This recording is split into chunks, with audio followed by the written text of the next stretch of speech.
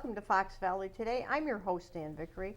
Joining me today from the Indian Valley Theater in Sandwich, Illinois, Kathie Hart and Brad Shortridge. Brad is the director for their newest production coming up December 1st, 2nd, and 3rd, right? And Kathie is the producer of the Mostly Minnesota Christmas.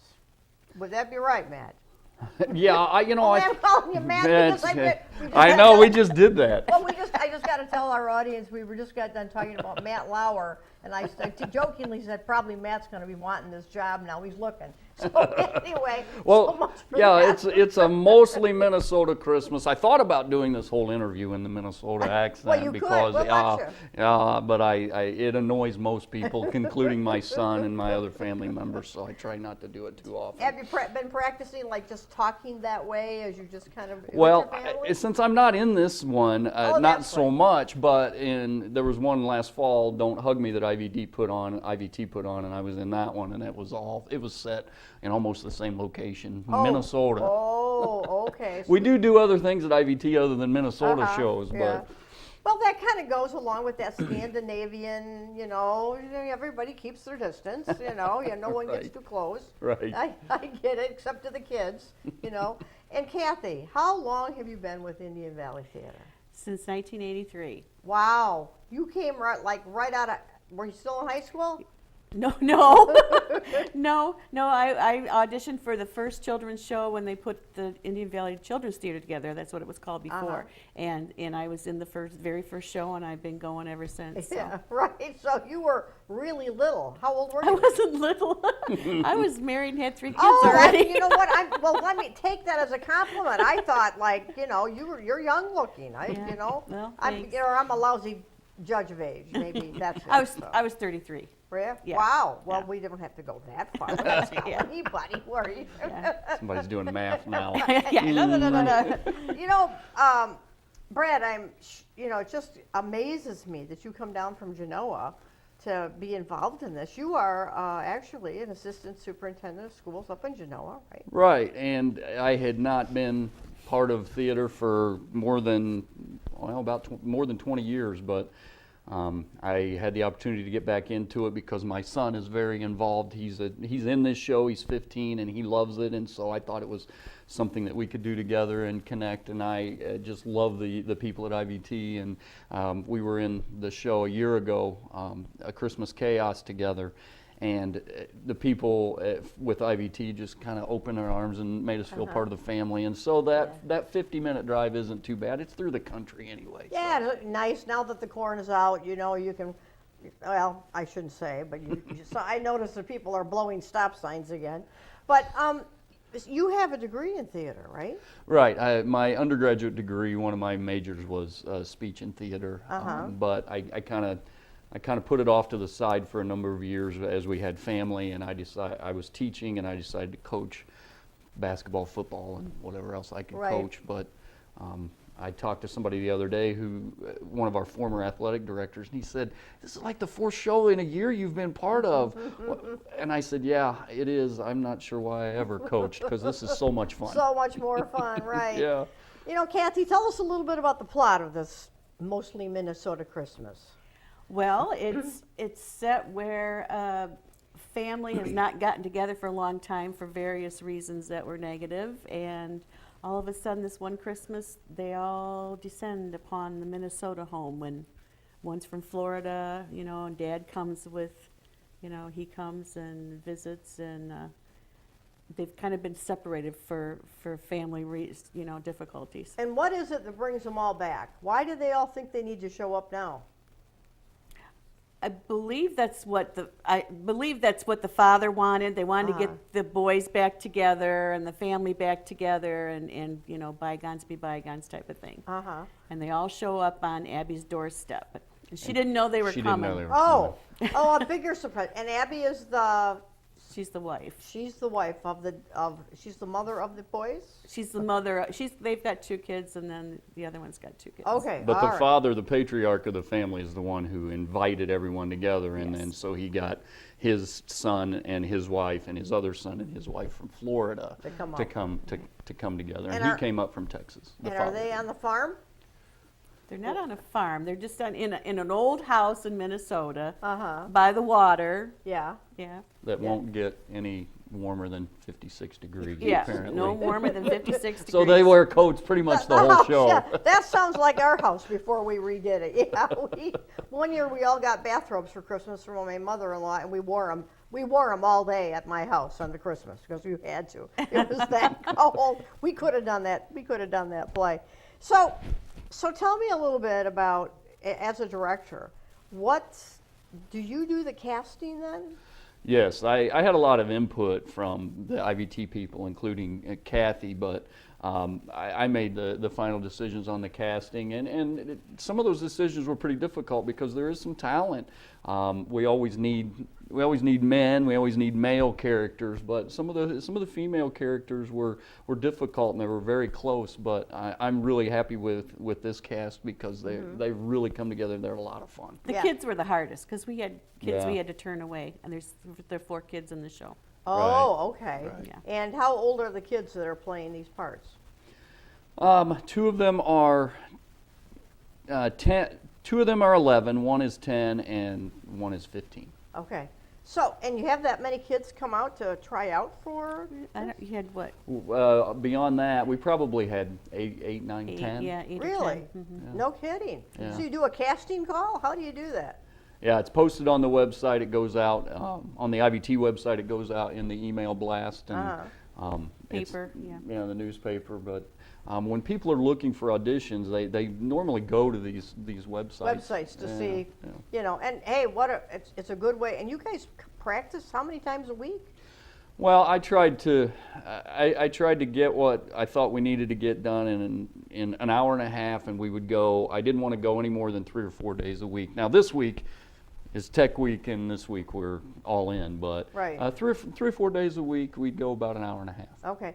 So you're doing like every night now. Yeah. And your first production is Friday night.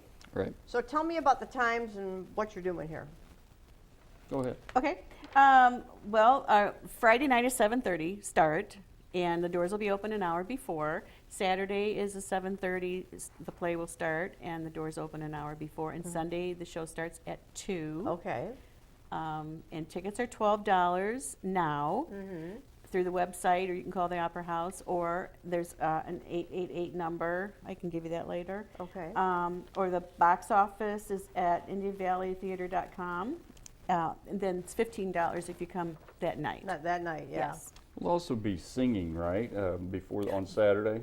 Prior to that, our cast will be singing at 5 o'clock across from the Opera House in the gazebo. Oh, okay. Christmas songs. Yep, Oh, yep. fun. Because it's the Christmas in the town, so they're going to have all kinds of festivities going on Saturday night anyway. So people can step in. And how long does this play go?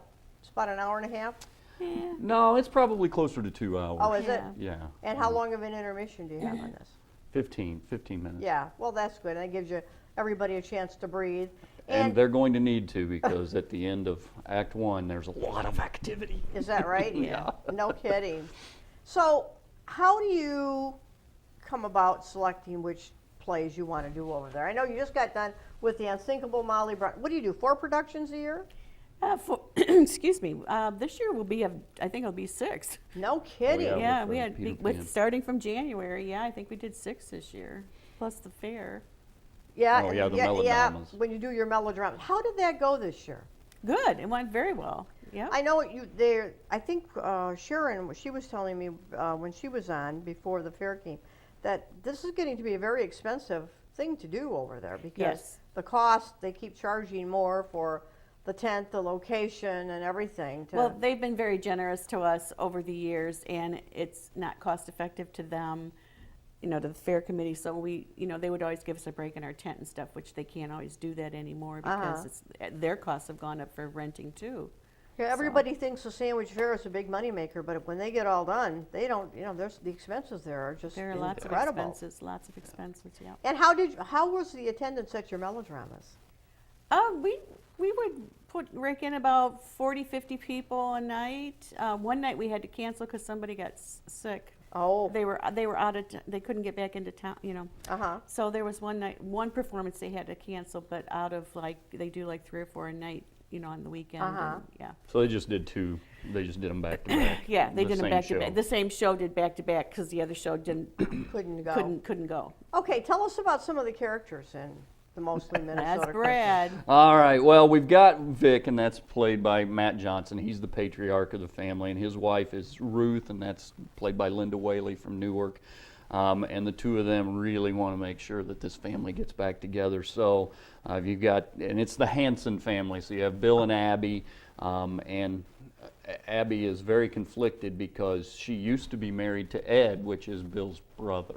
Oh, and Ed's yeah. the one who's coming. So you can see how the family dynamics are going to be are really going to be fun at this Christmas. Does the play lay out why Abby and Ed didn't make it? Oh yeah, oh yeah. It lays out what Ed did and what Abby did too. Oh. You'll enjoy that. Okay, That'll yeah. be good. Let's just say she didn't spend any time in prison, but we'll talk about it. No one would have blamed her though. And her current husband didn't tell her that the brother was coming with his wife. Right, with the new wife. It was a surprise. Oh, yeah. This sounds more difficult than any Christmas I've been to. It's almost like Christmas chaos. Right. And then Oliver is a character who comes up from Miami, and that's played by Danielle Albright. And then we have the new wife her name is Lisa, and that's Allie Smith from Oswego. And then we have the four kids. Mm-hmm. And who are the four kids? Four kids are Terry Ahern, and he's from Seneca, and Alexis Barkman from Yorkville, and then Riley Shortridge from Genoa. That last name is very familiar to me. And then Ellie Gingler lives in Big Rock. Okay. So other than you, who comes 50 miles to do this, Right. everybody's within 10 miles at the most, really, of Oswego. Yeah. Could come right down 34 if you can stand it. Right now, because that's a mess. Right. And 50 miles to come down. This is what you're going to come down this morning. You coming back down tonight?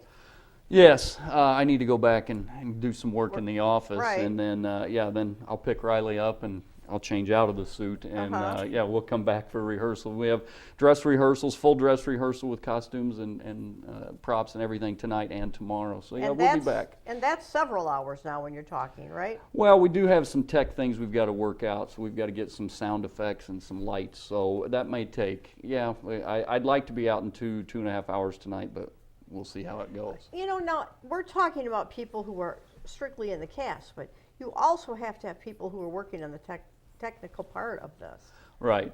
Brian Pross, who was he was last seen at IVT in Don't Hug Me in the spring.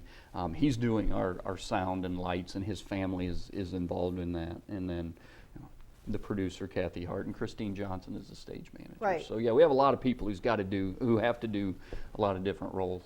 Now, as the producer, Kathie, what are your responsibilities? I've never figured out what the producer and the director do. I mean, you kind of explained yours, but... Well, when I was a high school director, I had to do all of this, and thank goodness I don't have to now. Well, the producers, make sure that the dates and the times and the place for the auditions, and then make sure somebody's getting the programs done and the flyers done and the advertising. We've got somebody doing the advertising for us, but get the information to them, taking the pictures.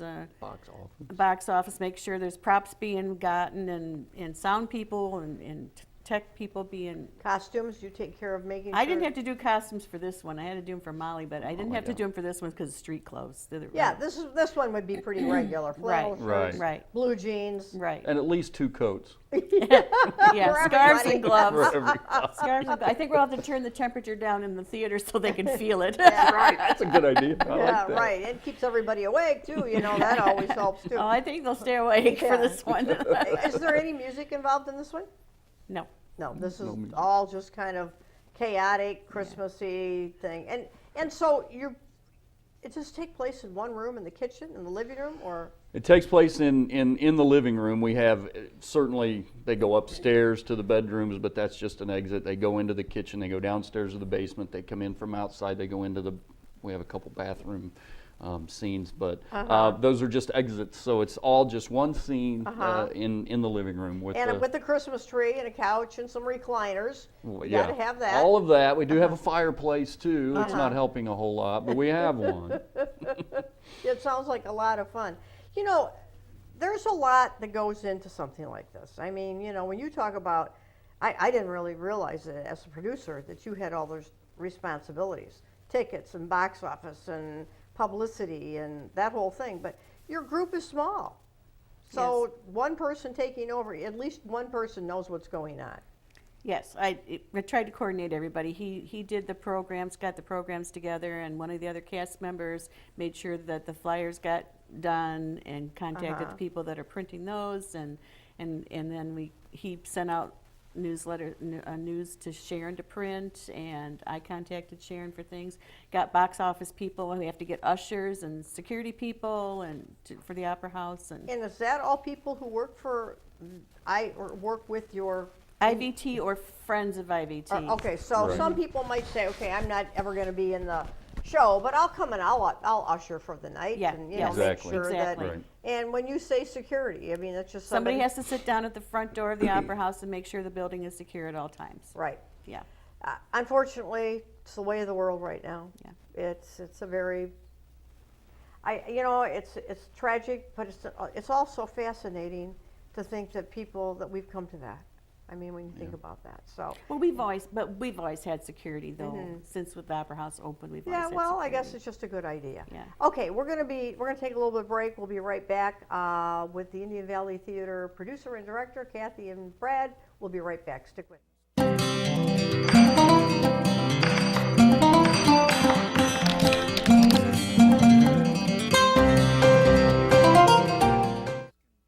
So, I just moved in with this family, and it's embarrassing.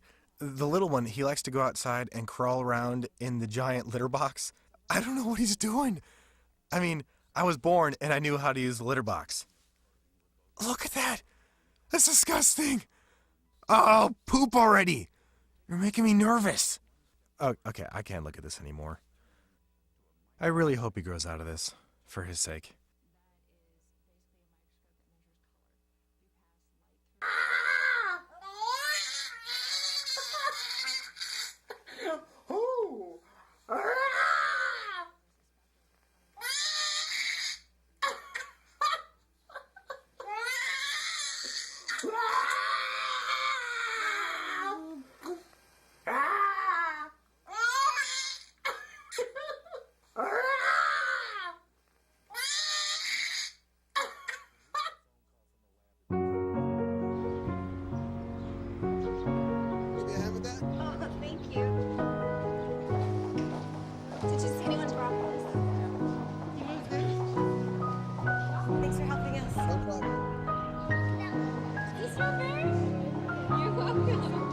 We'd do anything for kids. Yet 1 in 6 children in the U.S. struggle with hunger. Help end childhood hunger near you. Learn how at feedingamerica.org. Your son wants to get a cat, but you're allergic. Do you A, prepare yourself,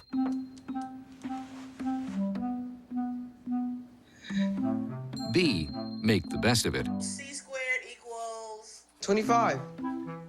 Good job. or C, find a loophole? When it comes to parenting, there are no perfect answers, but that's okay, because you don't have to be perfect to be a perfect parent. Teens in foster care will love you just the same.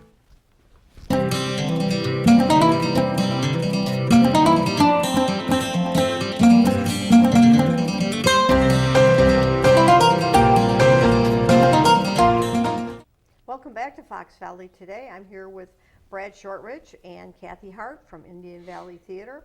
Kathie is a producer, Brad is a director. And, you know, I think one thing we need to go over again, Kathie, are your times and the prices. Okay. It's Friday, Saturday at 7:30. That's December 1st, right? 2nd, and 3rd this weekend. Uh-huh. Sundays at 2.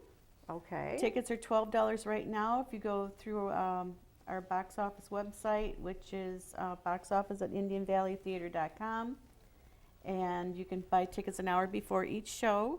They're $12 before before Friday, and $15 at the door Friday, Saturday, and Sunday if you didn't get Okay. them ahead of time. And there's an 88 number. It's 888-365-8889, or our email, Indian Valley Theater. You can go on Right. and purchase your tickets online. You guys have been around a long time. How many years? 34. 34 years. Yep. And I'm trying to think. I know I came over to see The Music Man. I think you've done that a couple of times. Yes. I wish I could have got over to see Unsinkable Molly Brown, and I know I've been there for several other things, but it doesn't come to me right now. You know, another little thing I wanted to ask you about you. Age appropriate. Where do you see this one? You know, Indian Valley Theater kind of, it's important to the board and the members that you do stuff that's family appropriate. So this one is certainly PG, I would say, because you know how Disney and Pixar tries to put a little bit of adult humor into those cartoons, just something for the adults. Well, there's a couple of those in this show, but the kids won't get them, so it's for everyone. Bring the family. Okay. Now, a lot of your people are musical. I mean, they also have pretty good voices, or have been, you know, as when you did the Unsinkable Molly Brown, that was a lot of singing in that There's a one. lot of singing, yeah. So you guys are participating in the Sandwich Christmas thing, and let's talk about that again. The cast is going to be singing at 5 o'clock on Saturday, because that's the big town Christmas downtown sandwich. And we're singing at 5 o'clock for about 20 minutes, half hour. And the cast that can make it there will be singing with us. I've got our yearly Christmas carols all bound up for everybody to have a copy. And Are you doing a cappella? yes. Yeah. Well, Yes. you almost have to. It's hard to bring the live band too sometimes. Yes. The other thing I wanted to ask you about was, what about your upcoming season? Have you given any thought to that? We have some shows in the works. They have not been voted on yet, but we do still have, in this season, we still have March on Golden Pond. Oh, so you've already kind of, do you actually go to vote? I mean, when you guys do Yes, things? we're membership driven, so the play reading committee suggests things for us to do, and then we talk about it at a meeting and then vote on them. Okay, and then who makes the decision as who's going to direct and produce? Sometimes a director brings a show in, and other times someone is asked if they would be interested. Well, for example, I have a show I'd really, really like to direct, and they've kind of said, okay, what about next fall? Would you do that show next fall if it got approved? And so I would probably, so I would do that. I won't ask But you. as the director, I bring that to the board and say, hey, I'd really like to do this. Okay, and I'm not going to ask you which one it is, but is it a musical or a drama? It or? is not. It's a comedy from a author that you might have heard of, kind of like you know that game you play, Simon Says. Yeah. Yeah. Well, you Kinda. might. Yeah. Well, you might know the author's name, the playwright's name from that. You know, when you went to college and used theater as one of your majors there, were you somebody who was always involved in it as a really young person?